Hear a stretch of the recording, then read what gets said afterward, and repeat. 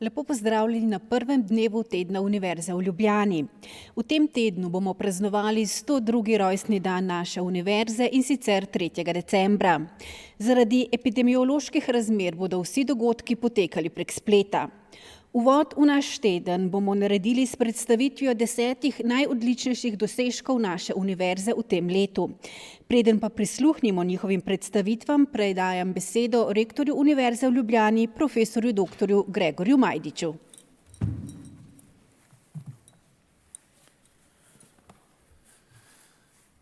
Spoštovane kolegice in kolegi, s predstavitvijo najodličnejših raziskovalnih dosežkov že tradicionalno začenjamo teden Univerze v Ljubljani, saj nismo le najstarejša, največja in najboljša univerza v Sloveniji.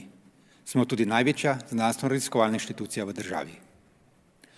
Žal se naša država vse premalo zaveda pomena raziskovanja in prepogosto ne kaže razumevanja, da so v današnjem svetu uspešne le tiste države, ki veliko vlagajo v raziskave in razvoj.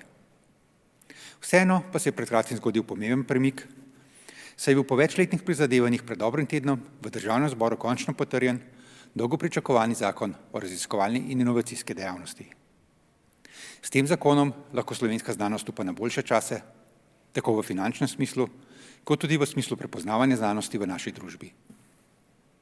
Če kdaj, potem je zdaj jasno, kako pomembne so znanstvene raziskave, saj se imamo ravno njim zahvaliti za edino učinkovito orožje proti covidu, cepivo.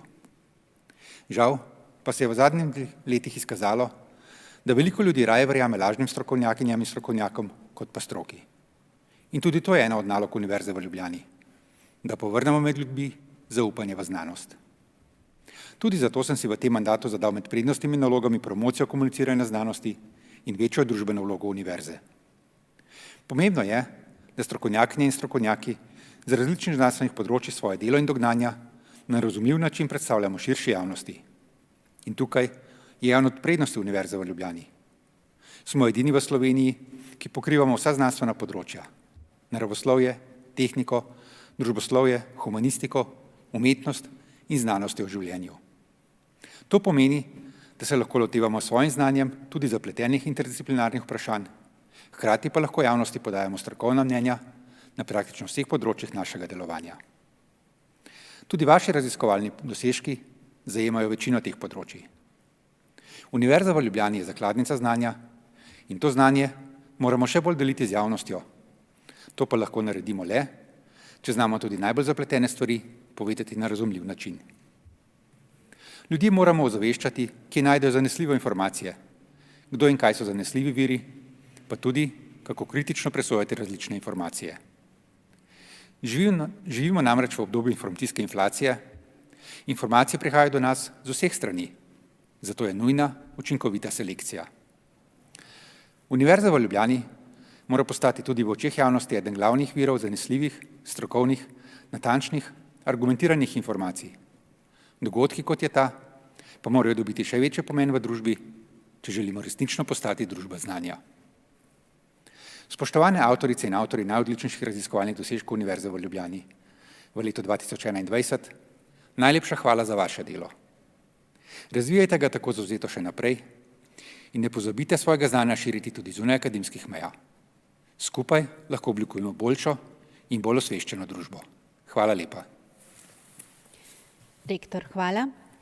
Najodličnejše dosežke je izbrala delovna skupina Komisije za raziskovalno in razvojno delo pod vodstvom prorektorja profesorja dr. Antona Ramšaka, ki mu predajam besedo. Prosim. Hvala lepa. Kot je rektor v svojem govoru poudaril, na Ljubljanski univerzi pokrivamo vsa področja, večino področij. Tako se je to isto odražalo tudi na spisku predlaganih najodličnejših del. Letos smo imeli rekordno število, in sicer kar 49 odličnih prispevkov, ki so jih posredovale članice, 20 jih je bilo. Izmed teh odličnih del se je komisija kar temeljito potrudila, da je lahko izbrala zares 10 še najbolj odličnih, če smemo tako reči. Sestali smo se večkrat, pri svojem delu nam je bilo vodilo, da pogledamo izmed vseh teh različnih področij približno zastopanost, povsem se seveda ne da, Gledali smo pri posameznih prispevkih, šteli smo naprimer vrhunske revije, pa ne samo to, šteli smo to, da je morda delo interdisciplinarno, pa vključuje zelo različne skupine, kar je privedlo do vrhunskih rezultatov. Nismo pa spregledali tudi posameznih dosežkov, posameznih avtorjev, tudi to je zelo pomembno, če kdo sam pride do vrhunskega rezultata. Ocenjevali smo tudi monografije, knjige, ne samo vrhunske revije z visokimi impact faktorji. Tako smo prišli do nekega nabora, ki mislim, da pošteno predstavlja odlično delo univerze in se veselim predstavitev in podelitve. Hvala lepa. Hvala prorektorju. Letošnja osrednja govornica je profesorica na Biotehniški fakulteti Univerze v Ljubljani in vrhunska znanstvenica na področju lesarstva, doktorica Katarina Čufar. S sodelavkami in sodelavci razvija vsestranske raziskave lesa. Sistematično dolgoletno raziskovalno delo je posvetila tudi lesu v kulturni dediščini in arheologiji, pri čemer so najbolj odmevne in sistematične raziskave prazgodovinskih kolišč na Ljubljanskem barju. Njeno bogato znanstveno raziskovalno delo se med drugim kaže v številnih nagradah ter objavah v vrhunskih mednarodnih revijah in na konferencah. Svojim delom, vzgledom in vrednotami vpliva na študentke in študente ter sodelavke in sodelavce, saj jih svojo energijo in raziskovalno navdušenostjo spodbuja ter motivira pri delu. K mikrofonu vabim profesorico doktorico Katarino Čufar. Prosim.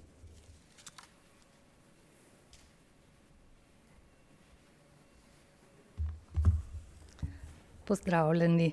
Spoštovani rektor in prorektor, drage kolegice in kolegi, profesorice in profesori, raziskovalke in raziskovalci in vsi, ki dogodek spremljate v živo ali preko spleta.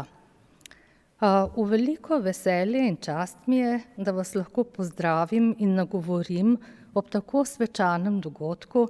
Iskrene čestitke vsem avtoricam in avtorjem najodličnejših dosežkov. Upali smo, da se bomo danes zbrali v zbornični dvorani naše univerze. Ker pa dogodek žal ne poteka v živo, bomo prikrajšani za osebne stike in neformalno izmenjavo mnenj. Dobra stran pa je, da si bo prenos ali posnetek dogodka lahko ogledal širši krog. Zato bom na dosežke skušala pogledati kot raziskovalka in kot opazovalka, uporabnica znanosti. Dosežki so bili torej v večini objavljeni v prestižnih mednarodnih znanstvenih publikacijah. To zagotavlja, da so bili izvedeni v skladu s strogimi mednarodnimi znanstvenimi standardi ter da so pomembni za svetovno znanost.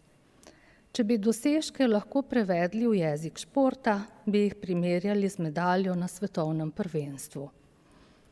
Za vrhunski znanstveni dosežek je najprej potrebna ideja, nato pa sledi dolgotrajno, vztrajno delo, ki mora biti dobro organizirano in lahko poteka, če so materialne razmere ustrezne. Današnji dosežki so zelo raznoliki in so rezultat dela posameznikov, kot je že bilo rečeno, ali večjih skupin, z raziskovalkami in raziskovalci iz različnih članic univerze, drugih univerz in raziskovalnih institucij Slovenije ter tujine. Raziskovalke so zastopane v dobri tretjini, v polovici dosežkov pa so delo tudi vodile, med njimi tudi takšne na začetku kariere. Želela bi si, da bi se naša univerza še bolj zavedala potenciala, ki ga predstavljamo znanstvenice, in da bi se zavedala tudi številnih pasti na področju enakih možnosti. Biti raziskovalka ali raziskovalec na univerzi sploh ni enostavno, saj pogosto delujemo v težavnih razmerah polnih omejitev. Tisti na bolj stabilnih delovnih mestih se praviloma srečujemo z velikim obsegom pedagoškega dela in pomanjkanjem možnosti za raziskave, tisti na mestih čistih raziskovalk in raziskovalcev pa so pogosto zaposleni za določen čas, odvisni od negotovih projektnih sredstev. Zaradi navedenega večino pri delu žene tudi radovednost, navdušenje, predanost znanosti, v težkih razmerah pa moramo znati tudi improvizirati. Pri tem smo odvisni od podpore neposredne okolice ter mednarodne znanstvene skupnosti. Raziskovalno delo je zelo pomembna osnova za vrhunsko vzgojo mladih generacij, kar je temeljno poslanstvo univerze. Znanost je potrebna za napredek in splošno dobro družbe, vendar širša družba njene vloge pogosto ne pozna dovolj ali je ne razume. Na univerzi spoznanja svojih raziskav še sveža prenašamo na študente in študentke, najprej v predavalnicah, nato preko njihovega vključevanja v raziskovalno delo ter preko številnih dogodkov, ki jih univerza organizira za različne ciljne skupine. Komunikacija s širšo javnostjo pa zahteva posebne veščine, saj je znanost treba prevesti v jezik, razumljiv širšemu krogu ljudi. Pri tem občudujem komunikatorje in komunikatorice znanosti v Sloveniji in po svetu, ki se poglobijo v znanstvena vprašanja in nam jih pomagajo na pravilen ter zanimiv način posredovati širši skupnosti. Današnji dosežki niso samo znanstveno odlični, pač pa tudi pomembni za vsakega od nas. Predstavljajo veliko novosti in če bi jih na kratko skušala našteti, bi rekla takole.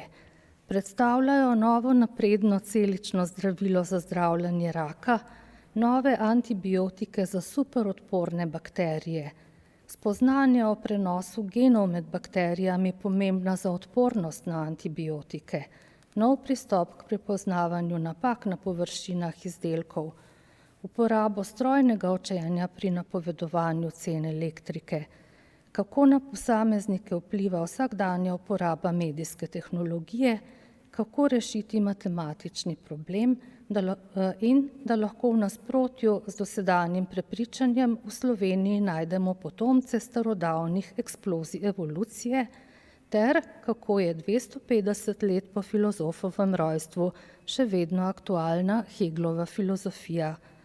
Verjamem, da bomo po predstavitvah prepričani, da so letošnji najodličnejši raziskovalni dosežki res vrhunski, ne glede na to, s kakšnimi merili jih ocenjujemo in da so pomembni za svetovno znanost in za vse nas. Še enkrat iskrene čestitke.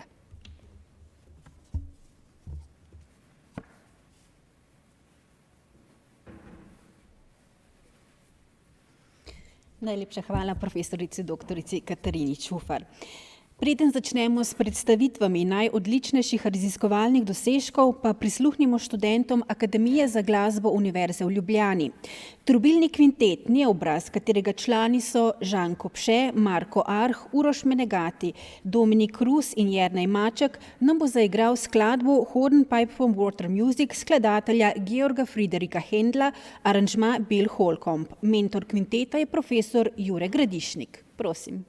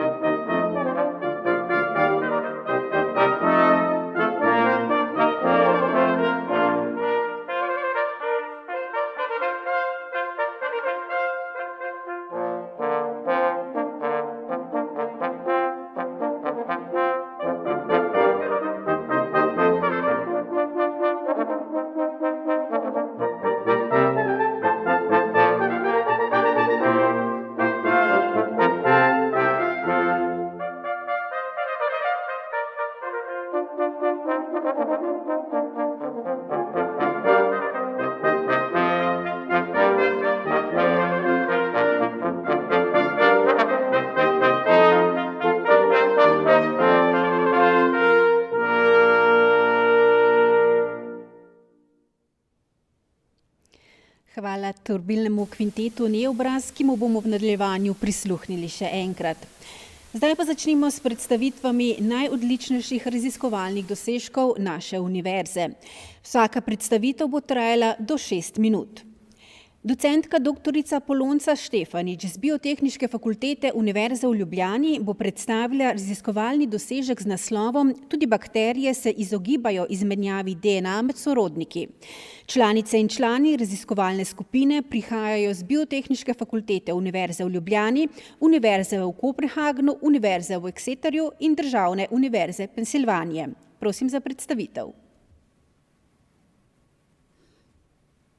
Spoštovani, najlepša hvala za predstavitev. Kot ste povedali, vam bom predstavila naše raziskovanje. Samo trenutek.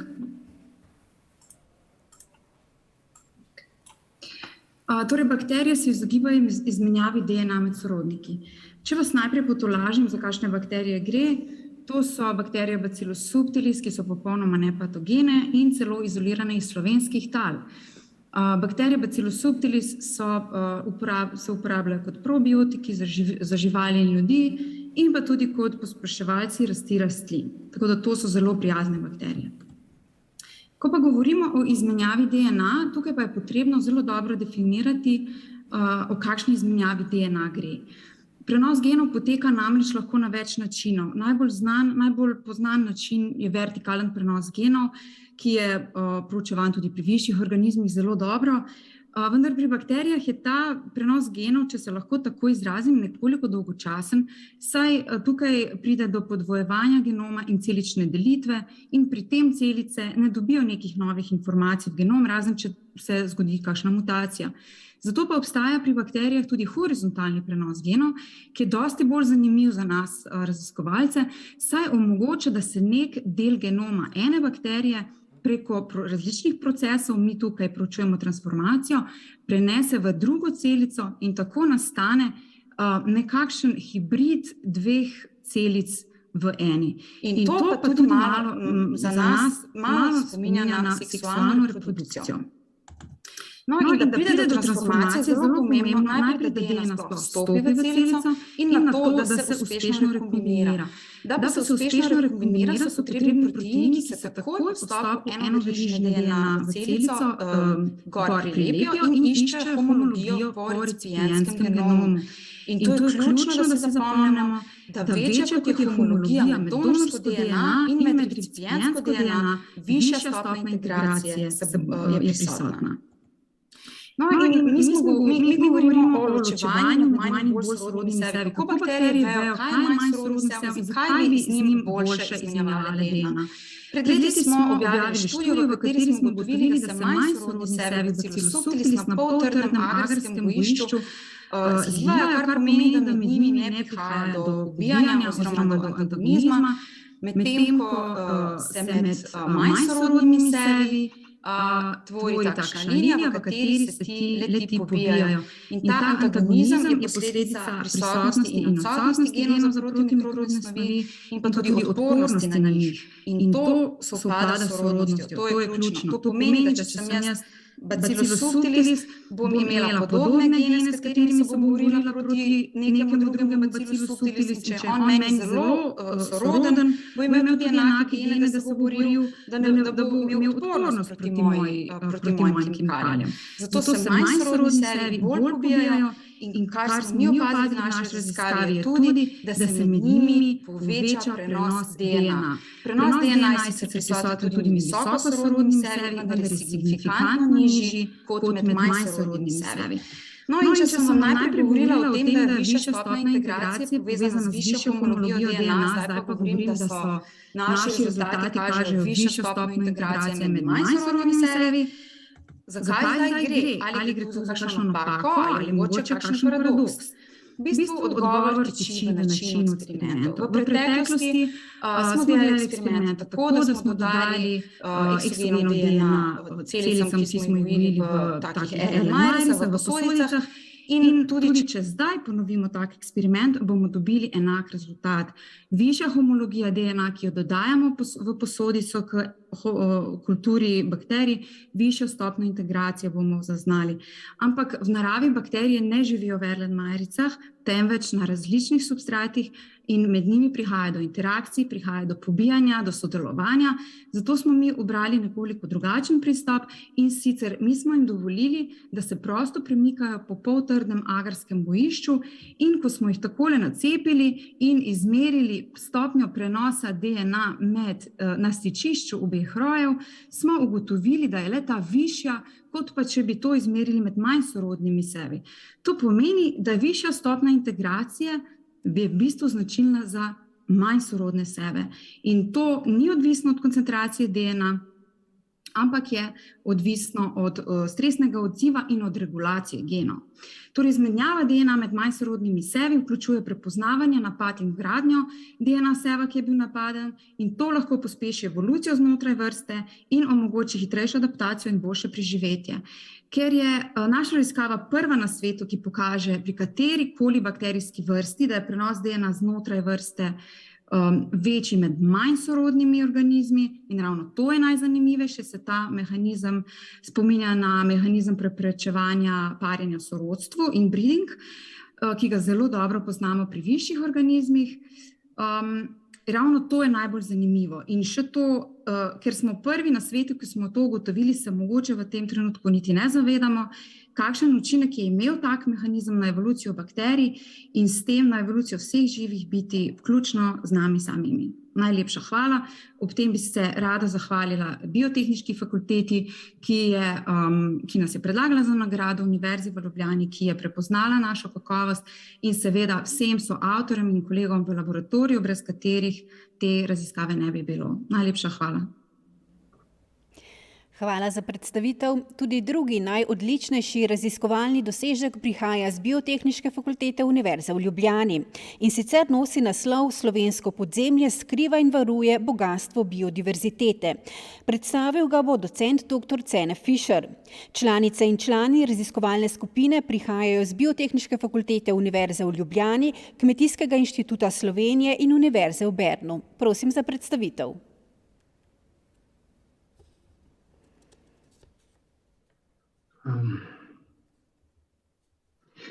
Dober dan, hvala lepa za besedo.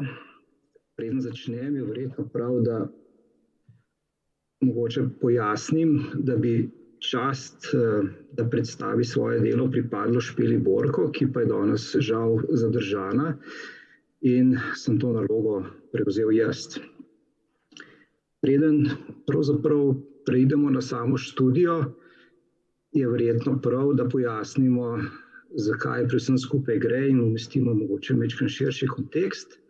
In prvo vprašanje, seveda, ki je povezano z študijo, je vprašanje, kaj sploh adaptivna radiacija je. Adaptivna radiacija je neke vrste evolucijski fenomen, ki je tesno povezan z nastankom biodiverzitete. Najlažje si ga predstavljate tako, da pravzaprav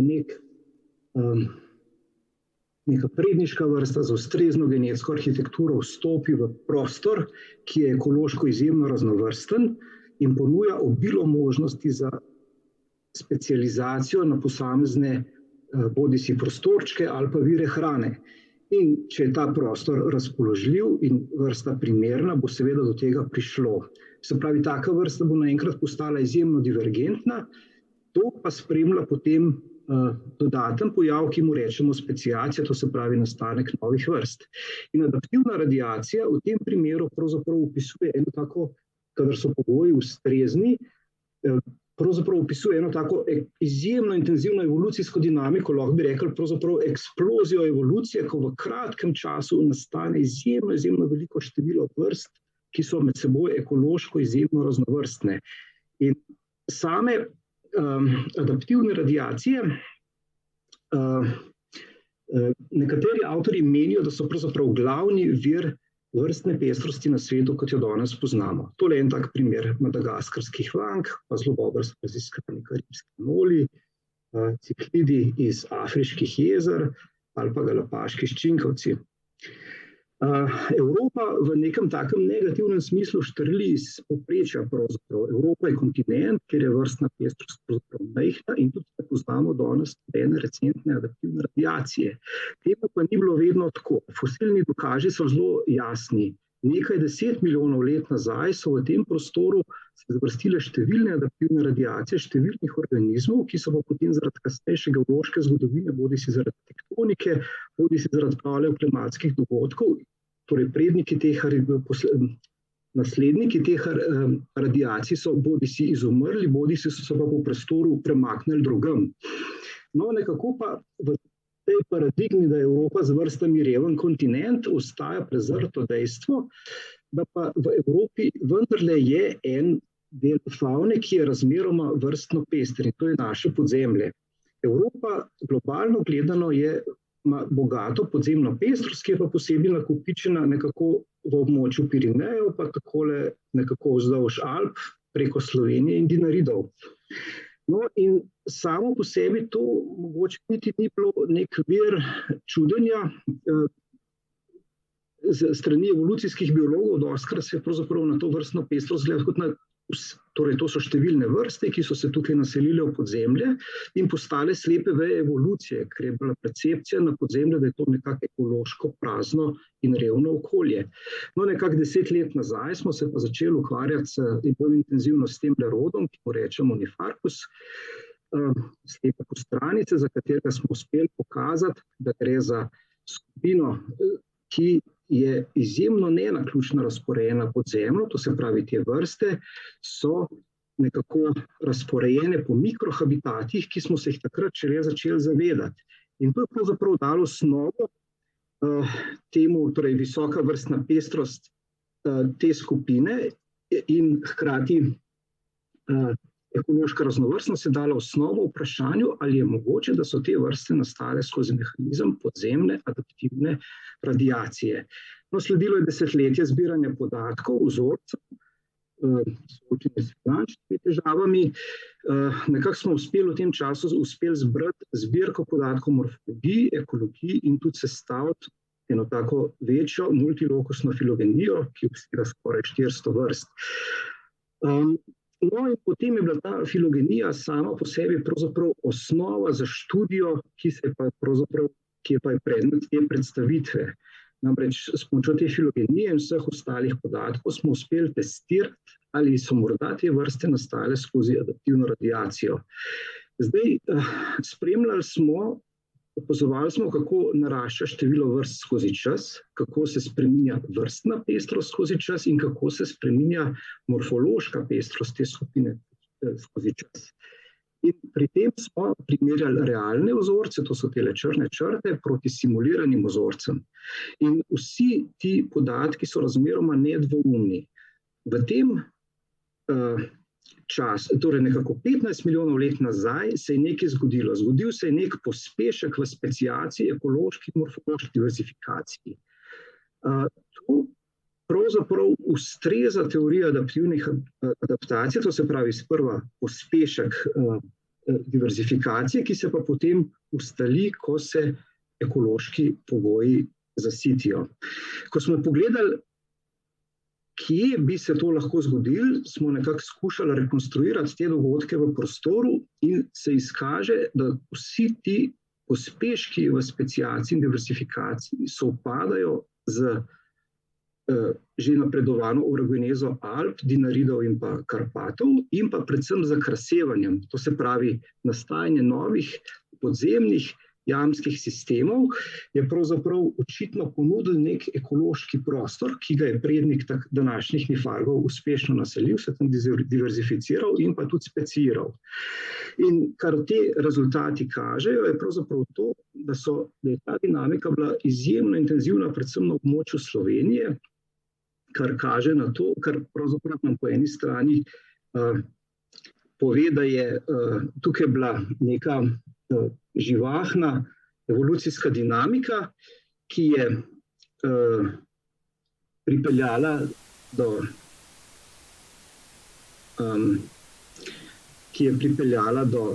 teh rezultatov, da je to naša naravna dediščina in pa, da je to nekaj, kar smo dolžni čuvati. Tukaj se naša študija zaključuje. Zahvalil bi se financerjem in pa kolegom, ki so nas ob tej študiji spremljali. Hvala lepa. Hvala za predstavitev. S strojnim učenjem do boljših napovedi cen električne energije je raziskovalni dosežek avtorja in avtorice z Ekonomske fakultete Univerze v Ljubljani, in sicer profesorja dr. Miroslava Verbiča in profesorice dr. Jelene Zorič. Prosim za predstavitev.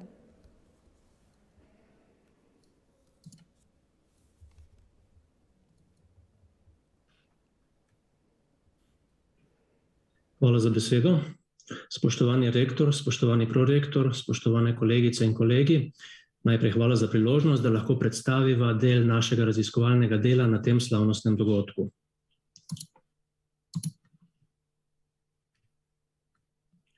Raziskava Ekonomske fakultete Univerze v Ljubljani, katere del je izbrani znanstveni članek, primerja uspešnost alternativnih metod napovedovanja cen elektrike. Pričujoči članek je bil objavljen v reviji Applied Energy, proučuje razmere na dnevnem trgu, kjer je volatilnost izrazito visoka in ima lahko izboljšanje napovedne natančnosti pomemben vpliv, tako na poslovanje podjetij, kot tudi na blaginjo potrošnikov, kot bomo videli v nadaljevanju. Prispevek analizira natančnost napovedovanja algoritmov iz družin strojnega učenja in pa podatkovnega rudarjenja v primerjavi s klasičnimi ekonometričnimi modeli časovnih vrst.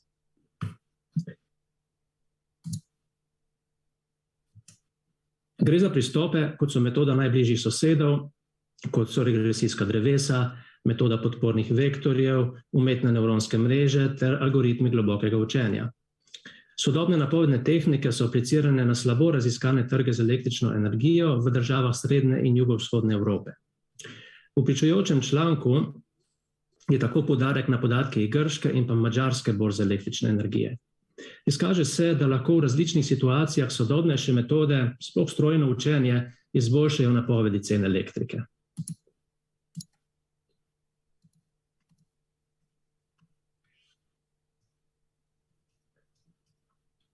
Slika prikazuje primer simulacije na dnevnih trgih z visoko volatilnostjo, kjer lahko vidimo porazdelitev napovednih napak alternativnih metod napovedovanja na dveh trgih z električno energijo. Na levi imamo grškega, na desni pa madžarskega. Rezultati pričujočega članka kažejo, da so v takšni situaciji predvsem napovedi z metodo podpornih vektorjev boljše v primerjavi z ostalimi pristopi. Se lahko vidimo, da je pri tem pristopu največja verjetnost ničelne napake pri napovedi cene elektrike. Ugotovili pa smo tudi, da ne glede na pristop, na napovedno natančnost pomembno vplivata izbira dolžine kalibracijskega okna in pa vzorčenje napovednih ur v dnevu. Sedaj pa si poglejmo pomen ugotovitev pričujočega članka in jih umestimo v širši kontekst raziskave.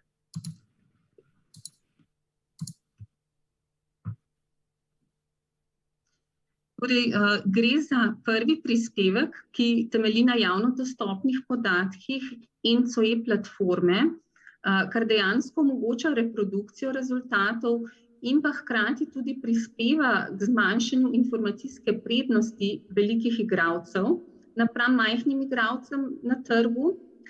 S tem pa lahko dosežemo večjo preglednost samega delovanja trga z električno energijo in pa tudi zmanjšamo verjetnost izkrivljanja konkurence na trgu oziroma raznovrstne manipulacije, ki so se v preteklosti občasno dogajale. Kot je tudi že omenil soavtor, je volatilnost cen na trgu z električno energijo zelo visoka, višja za večkratnik kot na drugih trgih z energenti, torej nafto ali plinom, zato ima izboljšanje napovedi pomemben vpliv na uspešnost poslovanja podjetij. Optimizacija portfelja in pa znižanje stroškov trgovcev z električno energijo, ki jo lahko na ta način dosežemo, pa seveda lahko vodi do pomembne konkurenčnosti teh podjetij in v končni fazi se to deloma lahko tudi odrazi v nižjih cenah elektrike za končne odjemalce, torej tako podjetja kot gospodinjstva. Zaradi napovedanih podražitev energentov in pa zelenega prehoda, kateremu se je EU zavezala, je to tudi aktualno raziskovalno področje. Predstavljen prispevek pa je del širše raziskave, s katero želimo dodatno proučiti vpliv deleža obnovljivih virov energije na cene elektrike in učinek izrinjanja konvencionalnih virov energije. Poleg tega pa v raziskavi proučujemo tudi vpliv spajanja energetskih trgov sosednjih držav na konvergenco in variabilnost cen električne energije, na prenašanje cenovnih šokov med trgi in pa učinke na blaginjo v proučevanih državah. Ob tej priložnosti bi se želela zahvaliti seveda tudi tretjemu soavtorju našega prispevka, Marku Halužanu, in pa Ekonomski fakulteti za financiranje raziskave. Najlepša hvala. Hvala. Lahko nadaljujemo z dosežkom Fakultete za farmacijo, in sicer z novimi antibiotiki na superodporne bakterije. To je 5. raziskovalni dosežek. Mednarodno skupino raziskovalk in raziskovalcev sta vodila profesor dr. Marko Anderluh z Fakultete za farmacijo Univerze v Ljubljani in dr. Nikola Minovski z Kemijskega inštituta. Članico raziskovalne skupine docentko dr. Martino Hrast z Fakultete za farmacijo Univerze v Ljubljani prosim za predstavitev.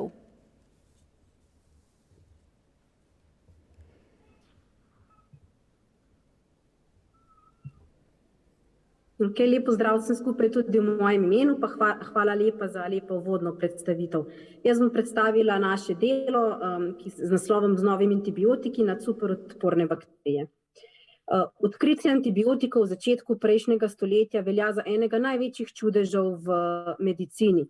Saj so antibiotiki v teh slabih 100 letih rešili res na milijone življenj, poleg tega pa so odgovorni tudi za bistveno daljšo življenjsko dobo ljudi.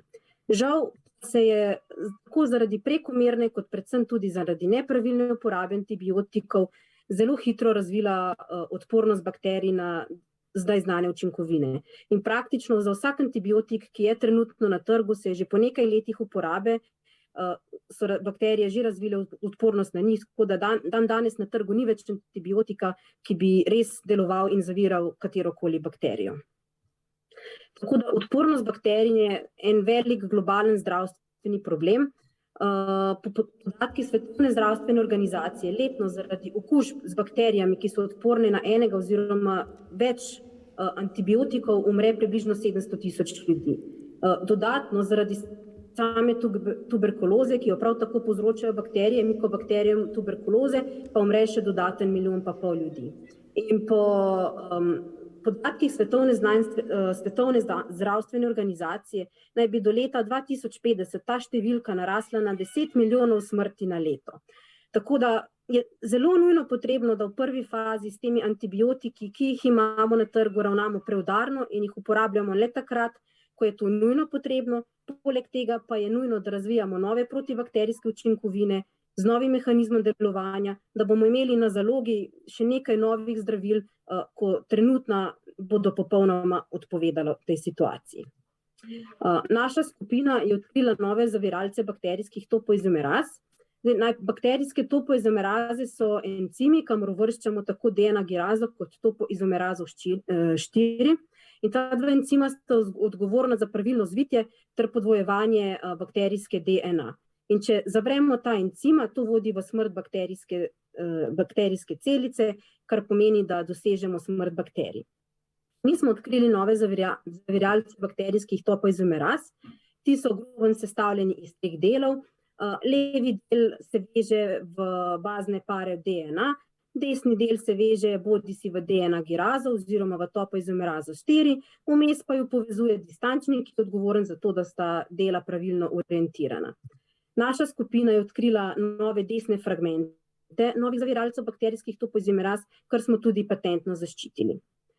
In ravno desni fragmenti naših zaviralcev so odgovorni za to, da naše spojine zelo močno zavirajo topoizomeraze, zavirajo 2 encima hkrati, tako DNA girazo kot topoizomerazo 4, kar pomeni, da je možnost za razvoj rezistence bakterij na naše spojine bistveno manjši, saj morata hkrati mutirati 2 encima.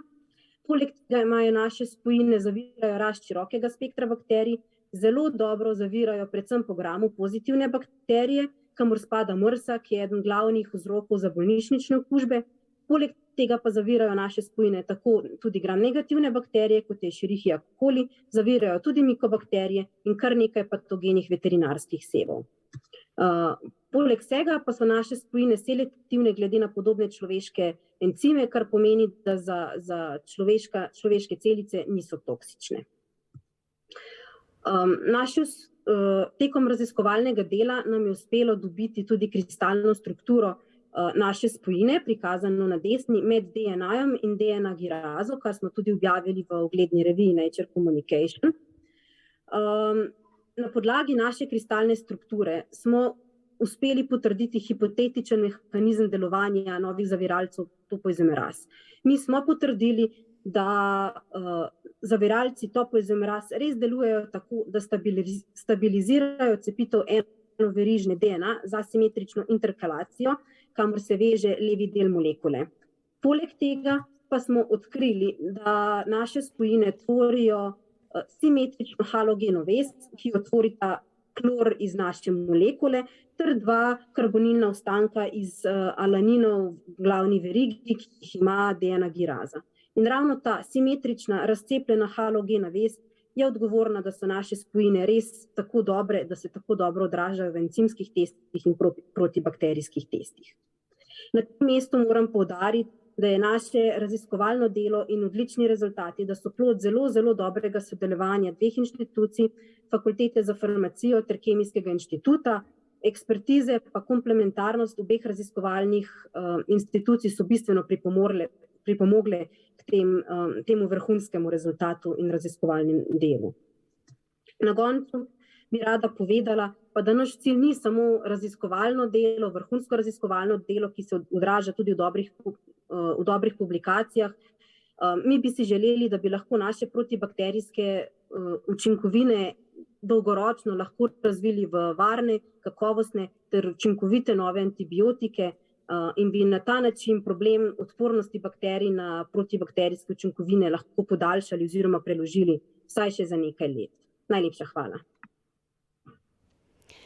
Hvala za predstavitev. Zdaj pa prisluhnimo dosežku profesorice doktorice Brede Lutar in profesorice doktorice Maruše Pušnik z Fakultete za družbene vede Univerze v Ljubljani z naslovom Intimni mediji in tehnološka narava družbenosti. Prosim za predstavitev. Najlepša hvala, se oproščam za to tehnološko nekompetentnost. Torej predstavljam članek Intimni mediji in tehnološka narava družbenosti, ki smo ga napisali na podlagi večletnega raziskovanja z kolegico Marušo Pušnik. Na hitrico vam bom predstavila torej izhodiščna vprašanja, teoretski okvir in ugotovitve.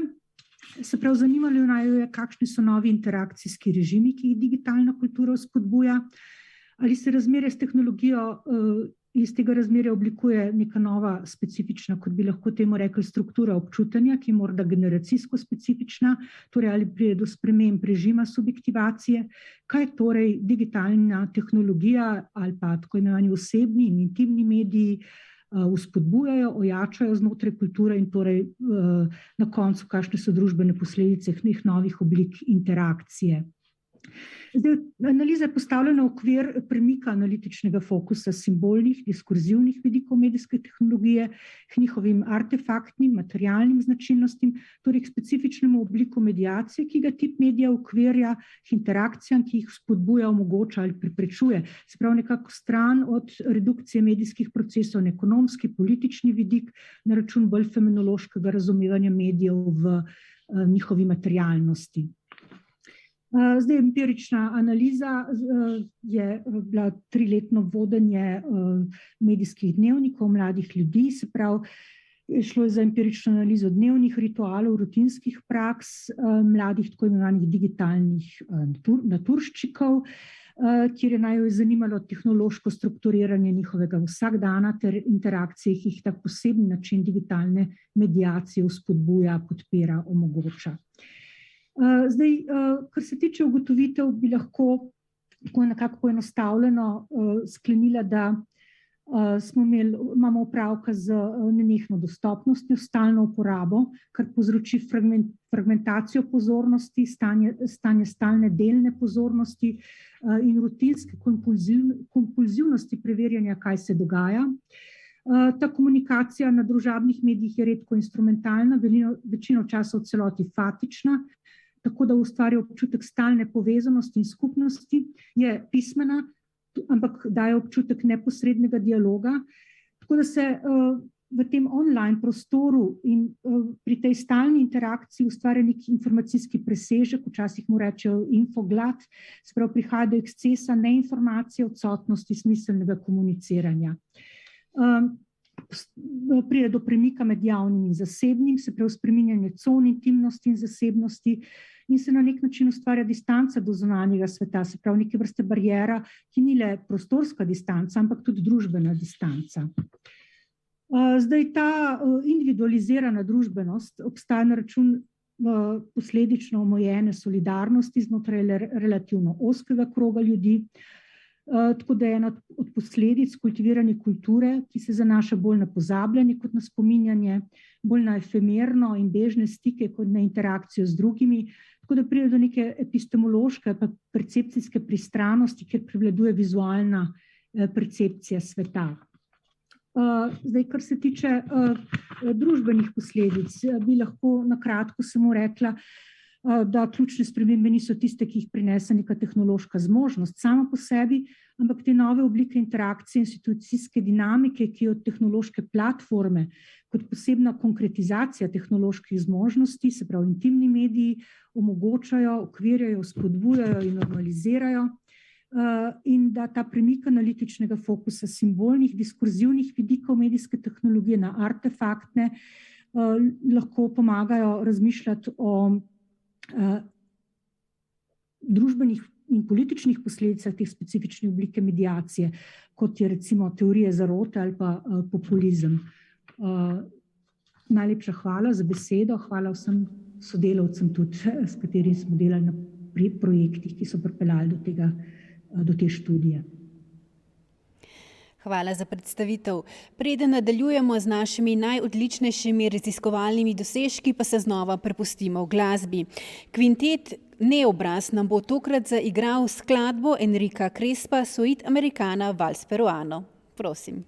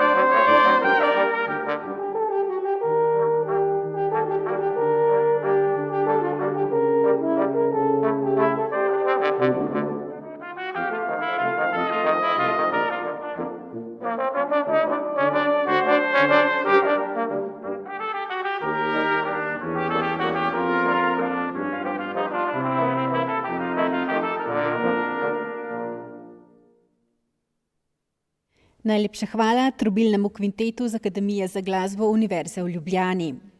Zdaj pa prisluhnimo še 5 najodličnejšim dosežkom naše univerze. Docent dr. Urban Jezernik z Fakultete za matematiko in fiziko Univerze v Ljubljani in dr. Sean Eberhard z Univerze v Cambridgeu sta avtorja dosežka Preboj pri reševanju znamenite Babajeve domneve.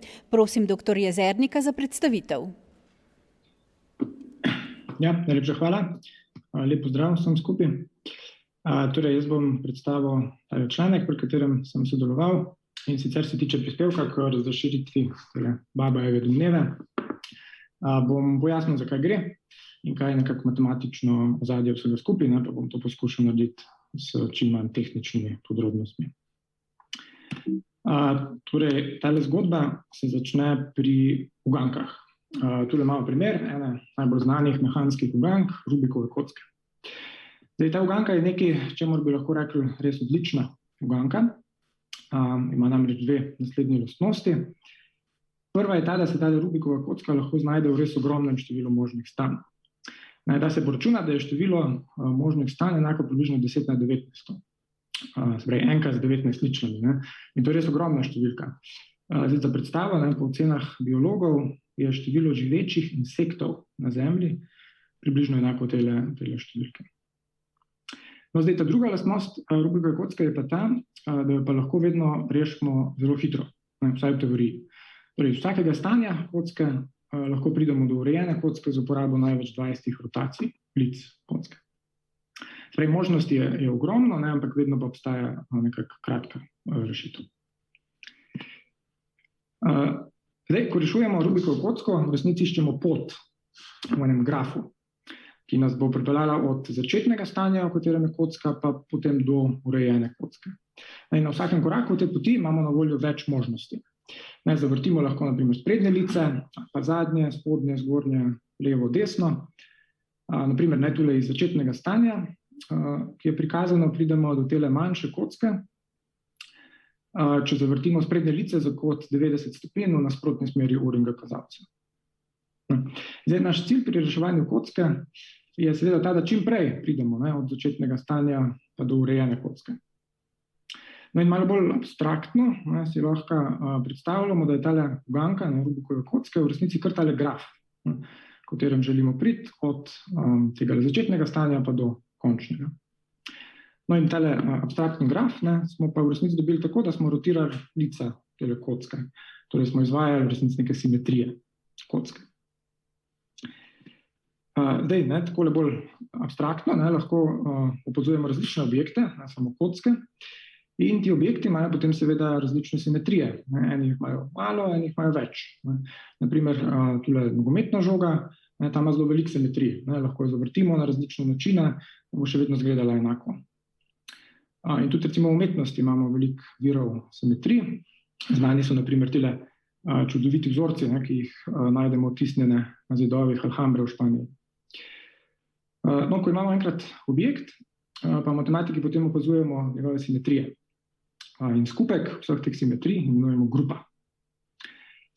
In iz vsake grupe lahko v resnici, isto kot v primeru Rubikove kocke, pa sestavimo uganko. In v resnici lahko zastavimo celo več ugank oziroma grafov. V primeru tele Rubikove kocke imamo to neko standardno uganko oziroma graf, ki smo si jo pogledali, ampak če ste izkušeni reševalec Rubikove kocke, potem poznate kar nekaj trikov, s katerimi se boste po tem grafu premikali precej hitreje kot en amater. In izkušeni reševalec bo izvedel kar nekaj zaporednih rotacij teh lic in na ta način kar nekako skakal po tem standardnem grafu. V resnici bo za izkušenega reševalca v tem smislu graf izgledal malo drugače. In nekaj takega lahko naredimo v resnici za vsako grupo. Okay. Zdaj, v teoriji grup, kjer študiramo te grupe, vemo, da lahko potem vsako grupo nekako razrežemo na enostavne ose, ki jim rečemo enostavne grupe. In ko iz neke grupe sestavimo uganko, lahko pa tudi to uganko razrežemo na enostavne kose in potem rešujemo vsakega posebej. In v zvezi s tem imamo eno zelo pomembno domnevo, sicer je to ta Babajeva domneva, ki predvideva, da naj bi potem vsaka uganka, ki jo sestavimo iz enostavne grupe, nujno imela kratko rešitev. Torej v jeziku teh grafov, ki smo jih opazovali, to pomeni, da sta v vsakem grafu enostavne grupe taki dve vozlišči povezani s kratko potjo. To je ta lastnost, ki smo jo videli že pri Rubikovi kocki. Tele enostavne grupe, ki se pojavljajo v domnevi, v resnici zelo dobro razumemo. Vsekakor so to simetrije enih objektov, kot so vse grupe nasploh. In tele enostavne grupe pa so v grobem simetrije enih matematičnih objektov, ki jih imenujemo vektorski prostori nad končnimi polji. Ti objekti imajo nekako dva parametra, dimenzijo tega prostora, ki je lahko majhna ali pa velika, in pa velikost polja. Po zelo globokih rezultatih, takih precej eminentnih matematikov, je tale Babajeva domneva znana v primeru, ko dimenzije teh prostorov niso zelo velike. Polje pa je lahko zelo veliko. Glavno delo, ki zdaj tu še manjka, je nekako pokriti te visokodimenzionalne prostore. In skupaj z Seanom Eberhardom z Univerze v Cambridgeu sva uspela dokazati, da tale Babajeva domneva res velja, zdaj ne nujno za čisto vse, ampak za skoraj vse uganke, ki jih dobimo iz enostavnih grup simetrij, teh visokodimenzionalnih vektorskih prostorov. Torej, ni še to čisto dokončna razrešitev tele Babajeve domneve, seveda pa upamo, da bodo te nove metode, ki so jih za ta rezultat razvila, pomagale pri nadaljnjem delu na tem težkem problemom, pa mogoče tudi še potem kje drugje. Prav, jaz bi potem na tej točki kar zaključil. Najlepša hvala za pozornost. Hvala za predstavitev. S Fakultete za računalništvo in informatiko Univerze v Ljubljani prihajajo avtorji nove paradigme za detekcijo vizualnih napak na površinah izdelkov. Izrednega profesorja dr. Danijela Skočaja prosim za predstavitev. Lepo pozdravljeni. Predstavil bom delo, ki smo ga opravili v Laboratoriju za umetne vizualne spoznavne sisteme Fakultete za računalništvo in informatiko skupaj z Vitjanom Zavrtnikom, Jakovom Božičem, Domnom Tabernikom in Matejem Kristanom. Kot že naslov pove, pa se gre za detekcijo vizualnih napak na površinah. Zdaj, kaj to so vizualne napake in kje sploh pride do tega problema? Tipično v industrijski proizvodnji je potrebno prekontrolirati vsak izdelek, ali vsebuje kakšno napako ali ne, predno ga lahko damo naprej v procesu proizvodnje. In na ta način moramo detektirati recimo take razpoke ali pa take večje ali pa tudi zelo majhne ali pa skoraj nevidne napake, da preprečimo, da bi defektni proizvodi prišli do konca same proizvodnje. No in tipično se je ta problem reševal z programiranjem specifičnih rešitev za posamezne izdelke, za posamezne napake in tako naprej. In to, kar mi predlagamo, je drugačen pristop, ki temelji na globokem učenju in to na tak način, da se globoka mreža, ki smo jo v ta namen skonstruirali, uči splošna nevronska mreža se za specifičen predmet, specifičen problem nauči iz učnih primerov detektirati te napake. Spravi, podamo en kup učnih primerov z napakami, označimo te napake in za rezultat mreža zna sama avtomatsko potem razpoznavati na novo videnih predmetih, ali se boje napako ali ne. To smo objavili že lani, vendar ta pristop, nadzorovan pristop ima določeno pomanjkljivost in to, da zahteva veliko količino označenih učnih primerov, kar pa v industriji je velikokrat problem. Zaradi tega smo letos objavili 3 članke, ki nekako rešujejo ta problem na ta način, da omejijo, zmanjšajo to zahtevo po označenih učnih primerih. Bodi si tako, da se uči popolnoma brez nadzora, tako da sistemu podamo samo en kup dobrih slik, spravi brez napak, ali pa da podamo mešane slike, take, ki so označene, z označenimi napakami in take, ki niso. In to smo predstavili letos v teh 3 člankih. Najprej se bom dotaknil tega 3., ki govori o tako imenovanem mešanem nadzoru. Tu smo to nevronsko mrežo zasnovali na tak način, da v učni fazi, ko nastavlja utežitev učne mreže, ki potem nekako upravljajo za samim klasifikatorjem v testni fazi, ki nam odloča, predmet vsebuje napako ali pa ne, na ta način, da zna te utežiti tako nastavljati, če je podana zgolj označba na nivoju slike, se pravi, a slika vsebuje napako ali pa ne, hkrati pa zna tudi, če imamo na voljo samo segmentacijo, kje se nahaja napaka, vključiti tudi to informacijo. No in tako smo pokazali na rezultatih na nekaj zbirkah podatkov, recimo na bazi KSD1, da lahko dosežemo popolne rezultate, spravi 100% rezultat, če imamo na voljo vse označene slike, vendar tudi, če nimamo na voljo vseh, zelo hitro dosežemo zelo blizu optimalne rezultate. Tudi na drugi bazi, DAGM, ki je najstarejša baza, ki se na tem področju uporablja za evaluacijo algoritmov, smo dosegli ob vseh v tem nadzorovanem načinu 100% rezultate, ampak tudi prej smo dokaj hitro pokazali, da lahko detektiramo te napake, ki se pojavljajo. Tudi na tretji podoben rezultat in tukaj lahko vidimo, da uspemo dokaj lepo, natančno detektirati ne samo, ali slika vsebuje napako ali ne, ampak tudi, kje se ta napaka nahaja.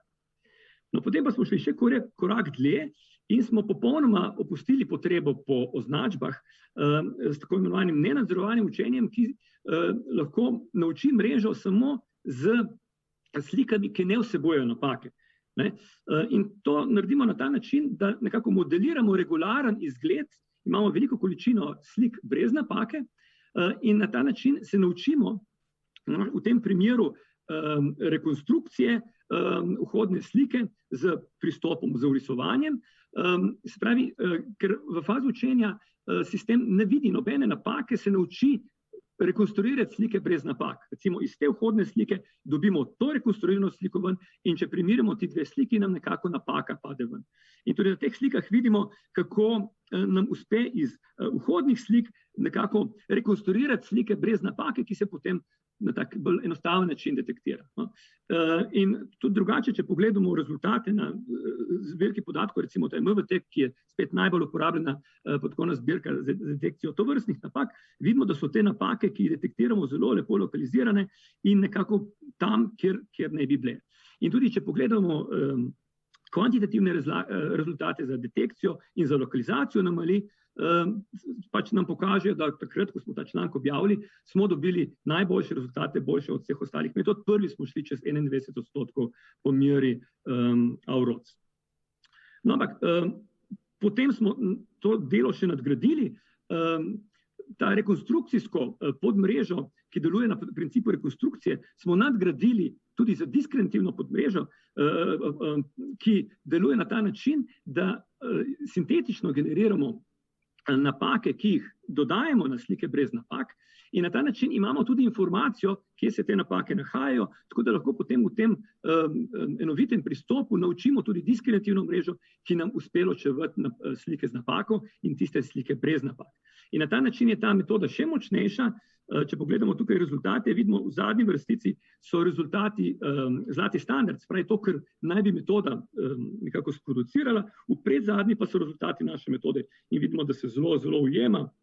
Če pogledamo še nekaj dodatnih rezultatov, vidimo, da so te segmentacije zelo natančne in nam lepo lokalizirajo te naše napake na teh predmetih. In tudi, če pogledamo kvantitativne rezultate, vidimo, da smo zdaj prišli celo do 98% iz tistih 91,7, ki smo jih imeli prej in praktično že skoraj rešili tudi to podatkovno zbirko. In če pogledamo rezultate na tisti DAGM bazi, ki sem jo prej omenil, da smo s prejšnjo metodo z mešanim pristopom dobili 100% uspešnost, vidimo, da na nenadzorovan način, brez da v učni fazi sistem sploh vidi katerokoli sliko z napakami, smo se tem rezultatom nadzorovanega načina zelo približali. In to je zelo dobra novica za metode, ki jih potrebujemo recimo v proizvodnji za detekcijo anomalij, za detekcijo vizualnih napak, kajti v takem okolju je zelo težko dobiti veliko število slik z napakami. No, in, da počasi zaključite? Tako, to je bilo zdaj moj zadnja misel, da ima takšen pristop, kot je ta in sorodne učljive rešitve, temelječe na podatkih, kot jih rečemo, zelo veliko aplikativno vrednost in verjamem, da bomo v prihodnosti se srečali še veliko s takimi rešitvami. Hvala. Hvala za predstavitev. Mednarodno publikacijo Hegel 250 Too Late je delo mednarodne zasedbe avtoric in avtorjev. Nosilec publikacije je profesor dr. Mladen Dolar z Filozofske fakultete Univerze v Ljubljani. Dosežek bo predstavil z docentko doktorico Baro Kolenc. Prosim. Hvala lepa. Spoštovani, izjemno čast mi je, da je bil naš projekt Hegel 250 izbran za uvrstitev med najodličnejše raziskovalne dosežke Univerze v Ljubljani v preteklem letu. In takoj dodajam, da tu govorim kot urednik tega zbornika razprav s tem naslovom, vendar gre v celoti za kolektivni dosežek.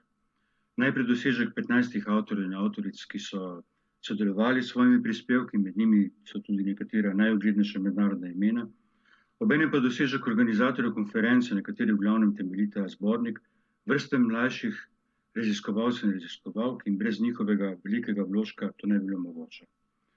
Mednarodna filozofska konferenca Hegel 250 Too Late, ki je izhodišče tega zbornika, se je odvila v začetku septembra 2020 v Ljubljani, v nekem srečnem premoru med enim in drugim valom COVID-a, z vsemi varnostnimi ukrepi in bil je mali čudež, da smo to konferenco lahko izpeljali. Bila je skoraj da edini večji tovrstni dogodek pri nas v tem žalostnem COVID-nem letu. Zbornik je šel v angleščini kot posebna številka Problem International, v sozaložništvu založbe Analekta in Goethe inštituta v Ljubljani. In na tem mestu se moram vsekakor posebej zahvaliti Goethe inštitutu za organizacijsko in finančno podporo pri tem projektu in še posebej njegovemu direktorju Arpadu Sölterju. Kolegica Bara bo pokazala nekaj slajdov, kjer so neki osnovni podatki o tem projektu na voljo. Zdaj, zbornik razprav Hegel 250 je nastal kot povežen naslov v 250. obletnici Hegelovega rojstva. Jubileji okrogle obletnice so vselej dobrodošli povodi za razmislek o današnji aktualnosti človeka in dela, katerega obletnico praznujemo. A obletnice niso le prilike, da bi slavili velike može in žene preteklosti, opevali njihovo veličino, se spraševali, kaj nam ima slavljenec še povedati in kako je prestal preizkus časa.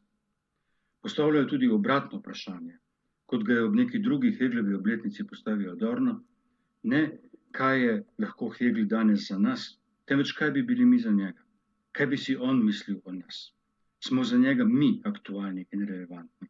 Smo mi, ne on, prestali preizkus časa. To je filozofsko vprašanje.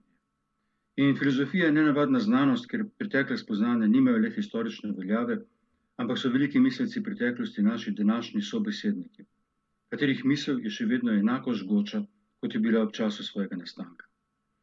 Hegel nas zavezuje k mišljenju kot sestopu v aktualnost našega časa, kjer moramo v razmerju do svojega časa storiti to, kar je storil on v razmerju do svojega. In filozofija je po njegovi opredelitvi ravno svoj čas zajet v mislih. Po drugi strani pa nam nalaga, da iz historičnih okoliščin, v katere smo potopljeni, sežemo do absolutnega. To pa ni nekaj nadčasnega in nadzgodovinskega, ampak je dosegljivo le v vsakokratnih historičnih okolnostih. Tudi absolutno ima svojo zgodovino. V zborniku so razprave 15 avtorjev in avtoric, ki vsak po svojih precej različnih poteh skušajo odgovoriti na to vprašanje. Velika vrednost je, da zbornik združuje raznolikost poti in pristopov in s tem dokazuje veliko aktualnost in živost heglovskih raziskav. Zato pa tudi ni mogoče na kratko povzeti njegovih miselnih dosežkov. Med 15 avtorji je 6 slovenskih, od Slavoja Žižka, po vsem svetu razvpitega slovenskega filozofa, in mene, ki oba pripadava starejši generaciji, preko Zdravka Kobeta, pripadnika srednje generacije, do mladih in vse prodornih raziskovalcev Bare Kolenc, Gregorja Modra in Jureta Simonitija. Velik slovenski delež ni naključje, saj je prav Ljubljana eno svetovnih središč heglovskih raziskav, vir novih pristopov. In se lahko v vsakem pogledu enakovredno kosa z vsemi ostalimi, kar je rezultat večdesetletnega zavzetega raziskovalnega dela. Na tem mestu bi malo simbolno predal štafeto mlajši generaciji in bi prosil kolegico Baro Kolenc, ki je del te raziskovalne ekipe, da pove še svoje.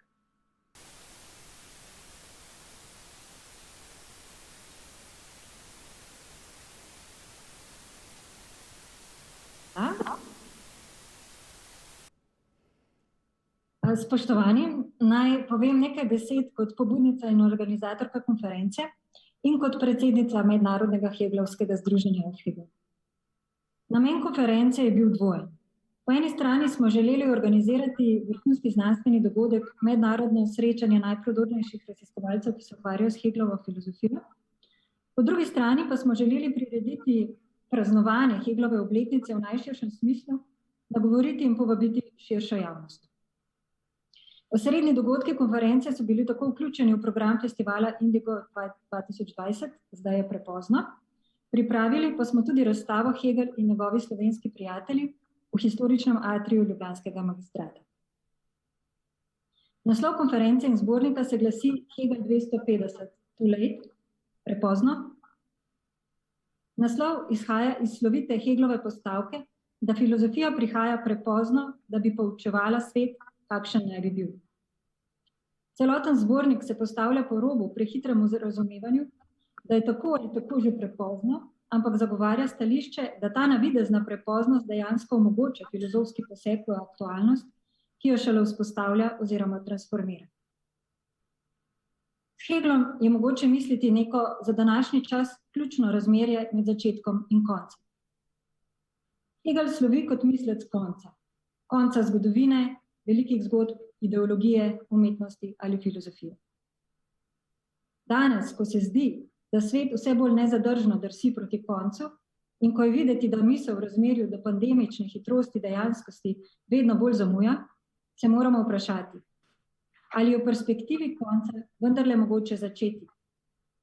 S kakšnim dialektičnim obratom lahko filozofija poseže v dejanskost, da bi vzpostavila neko novo realnost. Počaščeni smo, da je naše raziskovalno delo izbrano med najodličnejše raziskovalne dosežke Univerze v Ljubljani v letošnjem letu in se lepo zahvaljujemo Filozofski fakulteti za predlog in Univerzitetni komisiji za izbor. Hvala.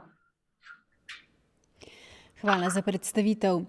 Novo napredno celično zdravljenje za imunoterapijo raka prostate je raziskovalni dosežek, ki je plod znanja raziskovalcev in raziskovalk Medicinske fakultete Univerze v Ljubljani, ustanove za tkiva in celice, Celica biomedicinski center, donatorskega centra Univerzitetnega kliničnega centra Ljubljana in Zavoda za transfuzijsko medicino Republike Slovenije.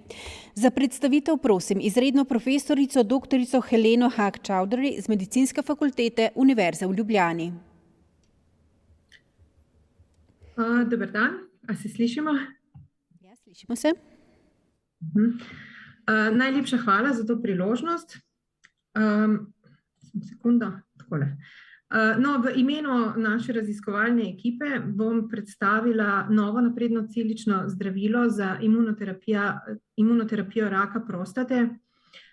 Raziskovalci naše ekipe prihajamo kar iz 4 ustanov, vse ustanove iz Slovenije, torej iz Univerze v Ljubljani, Medicinske fakultete, iz Celice biomedicinskega centra, Univerzitetnega kliničnega centra v Ljubljani in Zavoda za transfuzijsko medicino Republike Slovenije. Delo, ki ga bom predstavila, je bilo letos objavljeno v reviji Clinical and Translational Medicine in je tudi v celoti dostopno, prosto dostopno na spletu.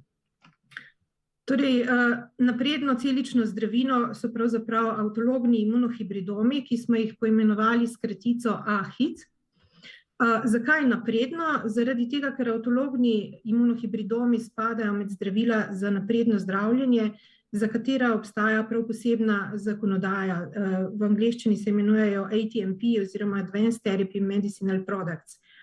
In zakaj celično zdravilo? Zaradi tega, ker gre pravzaprav za celični konstrukt. In sicer za konstrukt med dvema tipoma celic, to so dendritične celice in pa tumorske celice. Dendritične celice je vrsta imunskih celic, ki ima to lastnost, da v telesu lahko prepoznajo in predstavijo tuje in pa spremenjene antigene. In sicer jih predstavijo drugim celicam imunskega sistema. Tumorske celice so pa v bistvu celice, ki so že opremljene z tako imenovanimi tumorskimi antigeni. Torej, oba tipa celic smo v laboratoriju združili s tako imenovanim postopkom elektrofuzije, tako da je nastala hibridna celica oziroma imunohibridom. Ta celica ima seveda lastnosti obeh celic predhodnic, torej je še vedno sposobna predstaviti v telesu tuje oziroma spremenjene antigene imunskemu sistemu, hkrati je pa že opremljena s celotnim naborom tumorskih antigenov, specifičnih za nekega bolnika. Torej, gre za prvo inovativno celično zdravilo v Sloveniji, na svetovnem nivoju gre pa za drugo generacijo celičnega zdravila za zdravljenje raka prostate. In sicer izboljšava tega zdravila druge generacije je v tem, da je to zdravilo popolnoma avtologno in hkrati je opremljeno že s celotnim naborom tumorskih antigenov, ki so značilni oziroma specifični prav za posameznega bolnika. No, takšna hibridna celica je potem v telesu sposobna aktivirati imunski sistem. In sicer to stori tako, da te tumorske antigene predstavi drugim imunskim celicam. Predvsem bi tukaj izpostavila citotoksične limfocite T, in s tem, ko predstavi antigene, v bistvu te citotoksične limfocite T tudi aktivira. Na tej aktivaciji oziroma s to aktivacijo je pridružena tudi proliferacija oziroma razmnoževanje teh aktiviranih celic, torej citotoksičnih limfocitov T, in sedaj so te celice, pa naš imunski sistem, sposobne prepoznati tumorske antigene na površini tumorskih celic in jih tudi uničiti. No, zdravilo smo pripravili tako, pravzaprav iz bolnikovega tkiva, in sicer z biopsijo tumorskega tkiva bolnika z rakom prostate, smo izolirali tumorske celice in iz frakcije bolnikove krvi, torej iz frakcije celic bolnikove krvi, smo izolirali dendritične celice. Oba tipa celic smo potem v laboratoriju združili s postopkom elektrofuzije, tako da je nastala hibridna celica oziroma imunohibridom. No, te imunohibridome smo potem vrnili bolniku v obliki podkožnih injekcij. Seveda smo varnost takšne terapije,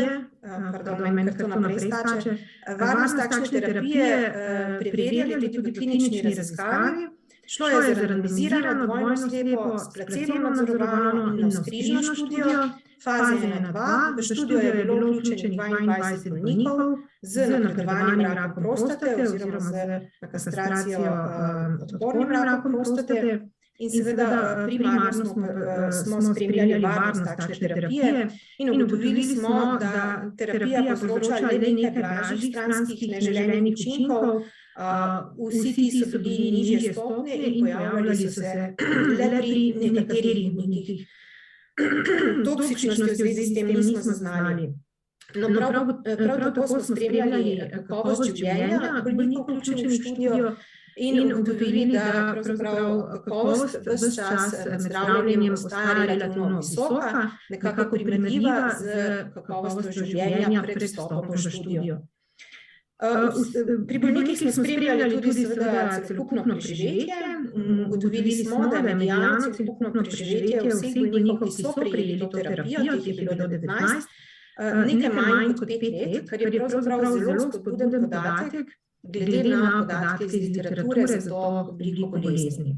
Posebno pozornost smo pa posvetili imunološkim odzivom teh bolnikov in ugotovili smo, da imunohibridomi nekako zavrejo porast ene subpopulacije naravnih celic obijalk.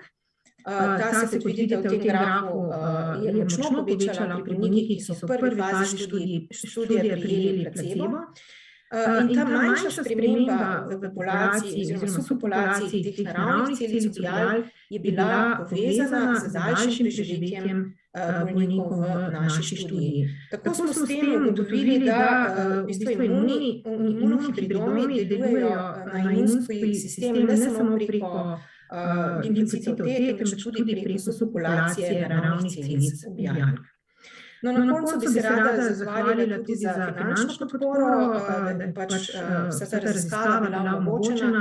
Se zahvaljujemo Agenciji za raziskovalno dejavnost, ki je financirala program Celična fiziologija.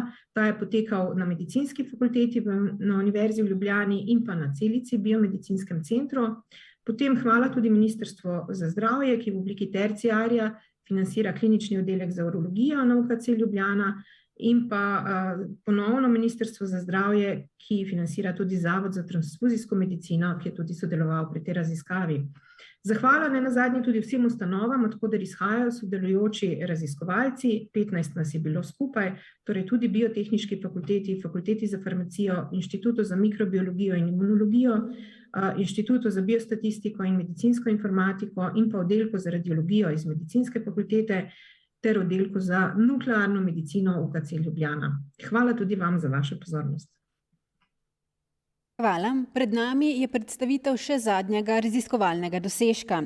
Novodobna organska onesnažila lahko obvladamo z algami. Članice in člani raziskovalne skupine prihajajo z Zdravstvene fakultete Univerze v Ljubljani, Instituta Jožef Štefan in Katalonskega inštituta za raziskave voda. Za predstavitev prosim člana raziskovalne skupine Davida Škufco. Prosim. Dober dan in hvala lepa za priložnost, da vam predstavim naše raziskave, tudi v imenu soavtorjev, ki so z nami online. Novodobna organska onesnažila vključujejo farmacevtske učinkovine, droge, izdelke za osebno nego, hormone, plastifikatorje, pesticide in druge spojine. Pojavljajo se v zelo nizkih koncentracijah, tipično je to od nanograma do mikrograma na liter, oziroma na kilogram. Preučujemo pa jih zaradi njihovega potenciala za negativne vplive na naše okolje in za zdrave ljudi. Predvsem pa te spojine vstopajo v naše okolje z odpadno vodo, ker čistilne naprave niso vedno učinkovite pri odstranjevanju novodobnih onesnažil. Algni bazeni za čiščenje odpadne vode se zgledujejo po naravnih sistemih in so tako imenovane sonaravne rešitve. Omogočajo združevanje čiščenja odpadne vode in ponovne uporabe virov in tako prispevajo k trajnostni in krožni ekonomiji v nasprotju z linearnimi modeli uporabe virov. Ideja je torej, da bi s pomočjo hranil v odpadni vodi vzgojili alge, s tem vodo očistili in tako vodo kot biomaso alg ponovno uporabili. Predvsem v delih sveta, kjer je primanjkljaj vode, bo v prihodnosti čedalje bolj pomembno namakanje poljščin z očiščeno odpadno vodo. Biomasa iz algnih bazenov pa je bogata s hranili in lipidi, zaradi česar ima potencial za gnojenje ali za pridobivanje energije. Sliši se lepo, ampak prisotnost onesnažil v odpadni vodi in v biomasi alg seboj prenaša tudi tveganje ob ponovni uporabi teh virov. Zato so za varno ponovno uporabo nujne raziskave kroženja onesnažil in njihove odstranitve.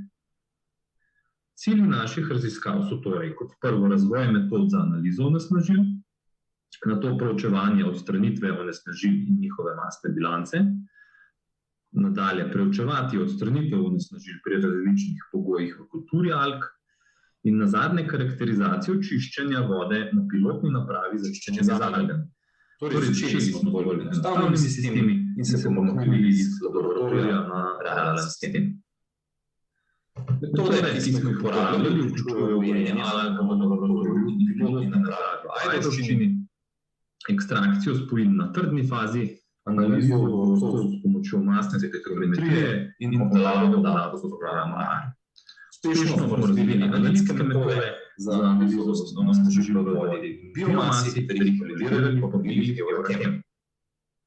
Nato pa smo pričeli s poskusi z enostavnimi kulturami alg, kjer smo preučevali korenje 18 bisfenolov. To so spojine, ki so pogosto prisotne v odpadni vodi in se uporabljajo v proizvodnji polikarbonata in epoksismona. Nekateri od njih pa so tudi dokazano hormonski motilci. Ugotovili smo, da so v 13 dneh posamezni bisfenoli odstranjeni od 25 do 99%, skupno pa je bila učinkovitost odstranitve 73%. Na desni so za primer prikazane 4 spojine, od najslabše do najboljše odstranje. Na odstranitev lahko pomembno vplivajo lastnosti spojin, kot so recimo likvidnost in pa narejenost spojine disociacije v odvisnosti od pH v Ugotovili pa smo tudi, da se večina ostankov bisfenolov iz vzorca pravzaprav zadrži v vodni fazi, torej v uri četrt, medtem ko se samo 2–6% zadrži v biomasi. V naslednjem fokusu smo razširili nabor onesnažil, kjer smo poleg bisfenolova vključevali tudi farmacevtske učinkovine in pesticide. Poleg tega smo primerjali učinkovitost tako enostavnih kot kompleksnih kultur. Pri tem smo ugotovili, da znaša odstranitev spojin v povprečju 67% v enostavni in 83% v kompleksni kulturi. Na splošno se je kompleksna kultura izkazala za bolj učinkovito, vendar pa razlike med onesnažili niso bile vedno prisotne. Prav tako pa nekatere spojine, kot so recimo karbamazepin, so bile v obeh kulturah slabo razgradljive.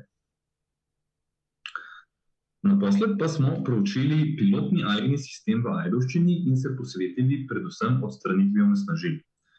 Poleg učinkovite asimilacije dušika in fosforja smo ugotovili, da je bila učinkovitost odstranitve proučevanih onesnažil med 32 in 92%. Ugotovili smo tudi, da se v biomasi po čiščenju zadrži manj kot 30% bisfenola A, kar se sklada z laboratorijskimi poskusi. Zaključimo lahko, da algne tehnologije kažejo potencial za združevanje čiščenja odpadne vode in ponovne uporabe virov. Vendarle pa so za večjo učinkovitost potrebne nadaljnje raziskave za izboljšavo procesa in vključitev naprednih postopkov čiščenja. Pomemben korak pa je tudi celostna ocena tveganja ponovne uporabe vode in biomase v poljedelstvu in energetiki. Predstavljeno raziskovalno delo je vključevalo več institucij, ki se jim zahvaljujemo za sodelovanje. Več o našem delu pa si lahko podrobneje preberete tudi v znanstvenih člankih v uglednih revijah iz leta 2021. Torej, zahvaljujem se vam za izbor in za vašo pozornost. Lep dan. Hvala za predstavitev. Spoznali smo 10 najodličnejših raziskovalnih dosežkov naše univerze v letu 2021. Čestitke vsem raziskovalkam in raziskovalcem. S tem pa smo tudi začeli naš teden univerze, v katerem se bo zvrstilo še 6 dogodkov. Vabljeni, da se nam jutri ob 11. uri pridružite na slavnostni seji Senata Univerze v Ljubljani, kjer bomo predstavili prejemnike najvišjih nazivov in nagrad naše univerze. Lep dan vam želim.